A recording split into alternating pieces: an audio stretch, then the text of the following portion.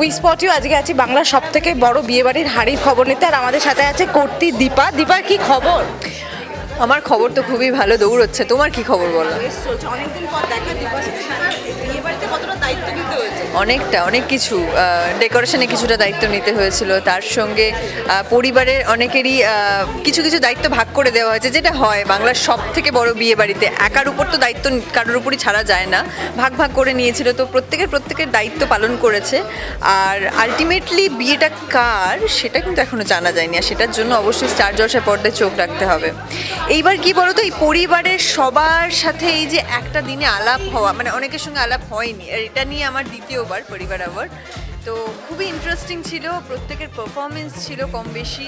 কোয়েল মল্লিকের পারফরমেন্স ছিল, ইমন চক্রবর্তী ম্যামের পারফরমেন্স ছিল, আবুল সুপ্রিয় স্যারের পারফরমেন্স ছিল, সব মিলিয়ে মিশিয়ে একটা হই ব্যাপার বিয়ে বাড়িতে যেটা হয় আর কি। তো অবশ্যই আপনাদের স্টার জলসার পর্দায় চোখ রাখতে হবে। স্টার জলসা পরিবার অ্যাওয়ার্ড 2024 চলে এসেছে 10ই মার্চ সন্ধে 6টায়, আর অবশ্যই 5টার সময় শুভ বিবাহের শুভারম্ভ। কেউ দেখতে মিস করবেন না। হ্যাঁ, মানে ওদের দুজনকে সামলানো তোমরা তো দেখোই অনুরাগের ছোঁয়ায়। অ্যাকচুয়ালি কী বলতো, সোনা রূপা ছাড়া দীপার জীবন অসম্পূর্ণ।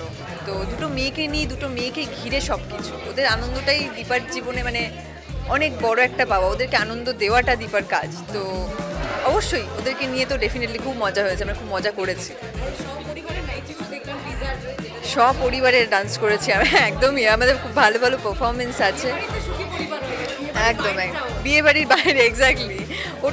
ওটা নিয়ে কোনো আমাদের দ্বন্দ্ব নেই। মানে আমরা যে সব পরিবার মিলে, আর এখানে শুধু তো আমাদের পরিবার ছিল না, পুরো স্টার জলসার পুরো পরিবার ছিল। তো ওখানে গিয়ে তো কোনো খুনসুটি করা চলবে না, অবশ্যই সব কিছু ভুলে আমাদেরকে একত্রিত হতে হবে। খাওয়া দাওয়া তো বিশাল, মানে খাওয়া দাওয়া এদিনকে কোনো যারা ডায়েট করে তারা ডায়েট ভেঙে দিয়েছে। বিরিয়ানি থেকে শুরু করে, চিকেন চাপ থেকে শুরু করে, ফিশ থেকে শুরু করে, কাটলেট থেকে শুরু করে সব কিছু, আর ডেজার্টে যারা মানে যা ছিল সবটাই। সেটা তো বলবো না, সব বলে দিলে তো তাহলে সাসপেন্সটা চলে যাবে না, আমি সব বলবো না। অ্যাওয়ার্ড নিয়ে কোনো কথা বলতে চাই না এই মুহূর্তে, সেটাও একটু থাক না, সব তো দেখতেই পাবে 10ই মার্চ।